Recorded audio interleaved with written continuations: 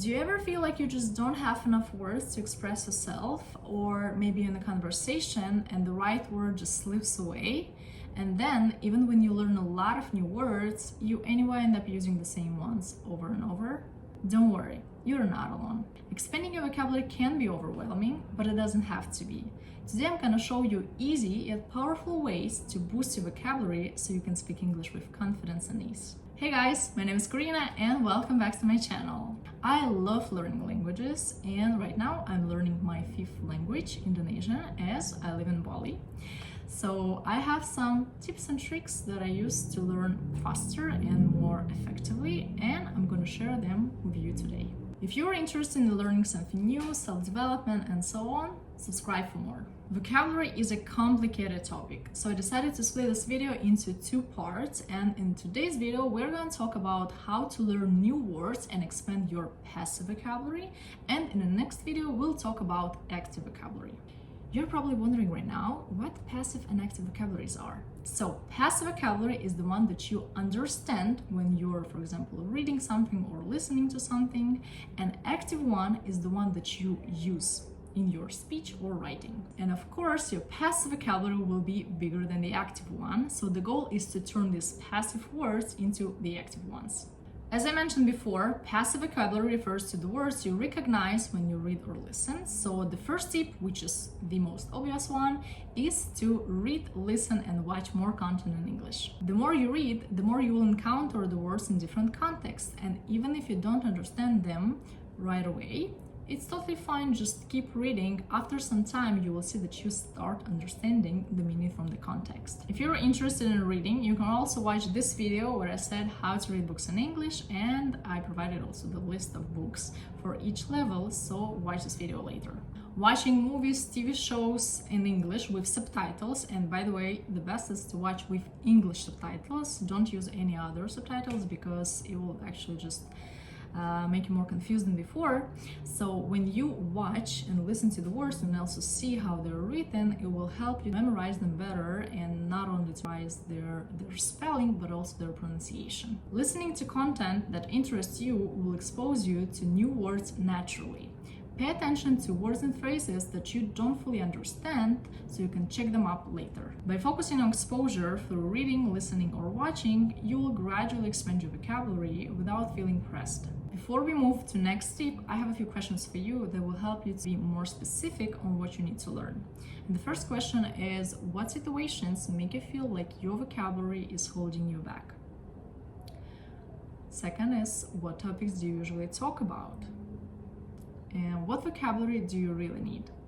Answering these questions will help you understand more what exactly you need to learn, because I know that a lot of people will tell right now like, oh, but I want to learn all vocabulary, all words, and usually these people end up doing nothing. So please be specific. You will eventually get to the point where you know a lot of different words, but first you need to lay foundation to make the plan. So I suggest you to first choose, let's say, 3 topics that are the most useful for you right now and focus only on them. After this, when you learn enough vocabulary, you can move on to next topics. One more important thing is to choose the right level for you. Let's say if you're a beginner, then focus on beginner and intermediate words before you go to advanced phrases, because I know that a lot of people like learning some advanced phrases to sound cool like a native speaker, but to be honest, knowing 2.5 phrases of advanced level doesn't make your level higher. You need to learn step by step. First, let's say beginner level, then intermediate, and then you go to advanced level. I mean, of course, it's not like you can't learn advanced phrases if you have B1 level, but I would suggest you to make it more consecutive. So if, for example, if you've even forgotten this phrase from C1 level, you can explain it with, let's say, words of B1 or B2 level. The first tip is learning synonyms and antonyms. This is an effective way to expand your vocabulary because it deepens the understanding of the words and helps you express your opinion with more variety and precision. And here's how to do it effectively. First, group words by theme. Let's say you choose the word big and there are some synonyms like huge, enormous, and the antonyms like small, tiny. So by grouping them, you'll be able to understand how you can use them.